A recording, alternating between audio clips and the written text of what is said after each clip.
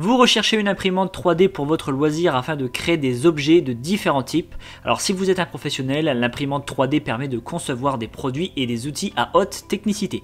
Évidemment, dans cette vidéo, on va uniquement s'intéresser aux imprimantes 3D domestiques pour un usage amateur. Je vais vous présenter 3 excellents modèles très bien notés par les clients qui se sont déjà laissés séduire, et pour chaque imprimante, on va regarder 3 critères importants. Premièrement, s'agit-il d'une imprimante prête à imprimer ou faut-il la monter soi-même? Si vous souhaitez savoir comment elle fonctionne en détail, ça peut être bien de la monter soi-même, mais si vous souhaitez imprimer de suite sans vous prendre la tête, dans ce cas il faut opter pour un modèle déjà monté. Deuxièmement, y a-t-il ou non un caisson? Nous verrons plus tard que chaque option a des avantages mais aussi des inconvénients. Troisièmement, l'évolutivité, c'est-à-dire jusqu'à quel point l'imprimante peut être évolutive, puisque vous pourriez très vite avoir envie d'ajouter ou de modifier des pièces pour rendre votre imprimante 3D beaucoup plus performante. Et quatrièmement, on va regarder la vitesse d'impression. Une imprimante 3D entrée de gamme imprimera vite mais avec des finitions grossières, tandis qu'une imprimante 3D un peu plus chère imprimera un peu plus lentement mais avec un travail d'une plus grande précision. Les modèles les plus haut de gamme sont capables de combiner vitesse et précision extrême. Sachez que le lien de chaque imprimante 3D qui va être présenté se trouve en description de ma vidéo que vous retrouverez juste un peu plus bas. Avant de démarrer, abonnez-vous, ça me fait plaisir et on y va sans plus attendre. On commence par l'imprimante 3D Elegoo et c'est le modèle Mars 2. C'est une petite imprimante avec caisson et livret déjà monté. Vous pouvez donc lancer une impression dès que vous l'avez reçue. Du fait qu'elle possède un caisson, on n'entend presque aucun bruit. On retrouve un petit écran LCD tactile pour contrôler les fonctions. La carte mère fait 32 bits, néanmoins c'est l'imprimante qui imprime la moins vite parmi les 3 qui seront présentés. Pour autant, vu son prix, on ne peut pas non plus tout lui demander. Mais il faut quand même souligner qu'elle a un niveau de détail impressionnant. Comme c'est un modèle prémonté, son évolutivité est très limitée. Disons que cette imprimante est idéale pour découvrir l'impression 3D et réaliser ses premiers objets. Mais si vous vous prenez de passion pour ça, il faudra monter en gamme. La connectique à l'ordinateur se fait via une prise USB. Vous avez le port qui se trouve en façade de l'imprimante.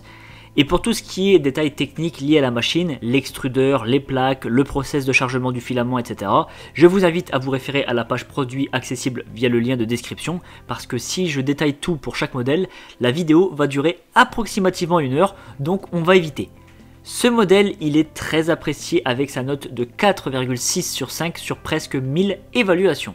On passe maintenant au second modèle, c'est l'imprimante 3D Creality Ender 3.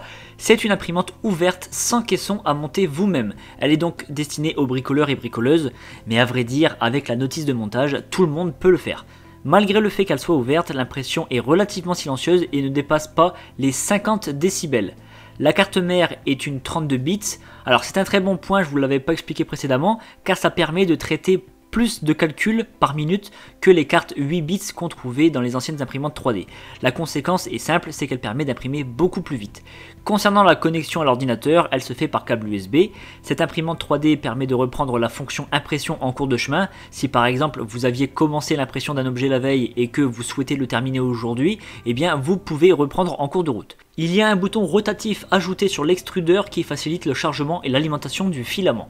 L'écran de contrôle quant à lui fait 4,3 pouces et il est en couleur. Alors dans l'ensemble c'est une machine qui est très simple à modifier, ce qui en fait un produit suffisamment évolutif pour satisfaire votre passion. Petit détail, il y a une petite boîte à outils dissimulée dans le socle de l'appareil, bien pratique si vous voulez procéder au changement d'une pièce. Sachez que ce modèle d'imprimante existe en plus grand pour créer des objets de plus grande taille, vous pourrez y avoir directement accès sur la fiche produit. Je n'entre pas plus dans les détails très techniques, pour cela je vous invite à aller voir directement via le lien. Ce modèle est noté 4,3 sur 5 sur 2683 évaluations clients à ce jour. Et on termine par le dernier modèle, c'est l'imprimante 3D Anycubic Viper.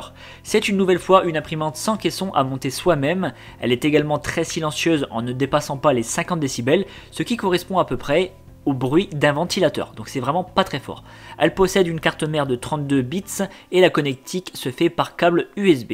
Elle a une technologie qui permet d'avoir un très bon contrôle de la sortie de tension pour avoir une impression la plus précise possible. Clairement, c'est l'imprimante 3D qui va imprimer le plus vite et le plus précis possible. Comme la précédente, de nombreuses pièces sont remplaçables et modifiables, ce qui en fait un modèle très évolutif. Mais c'est souvent le cas avec les imprimantes ouvertes à monter soi-même. C'est moins facile par contre avec celles qui possèdent des caissons et qui sont déjà montées à la livraison. Sur la tête d'impression concernant ce modèle, il y a même un système de dissipation de chaleur pour refroidir rapidement les modèles conçus. Concernant le panneau de contrôle, c'est un écran tactile et pour les caractéristiques techniques, une fois de plus, n'hésitez pas à aller voir la fiche produit qui est très bien détaillée. Ce modèle, le plus complet, a reçu la note de 4,3 sur 5 sur plus de 1300 évaluations clients. Eh bien, vous allez maintenant pouvoir vous éclater à concevoir des objets en tout genre. Si vous aimez les travaux de conception et l'ingénierie, vous allez être servi. En tout cas, je vous rappelle que le lien de chaque imprimante est à retrouver en description de ma vidéo. Je vous invite vraiment à aller voir pour connaître toutes les capacités de chaque modèle. N'hésitez pas à vous abonner à la chaîne et je vous retrouve avec grand plaisir très bientôt.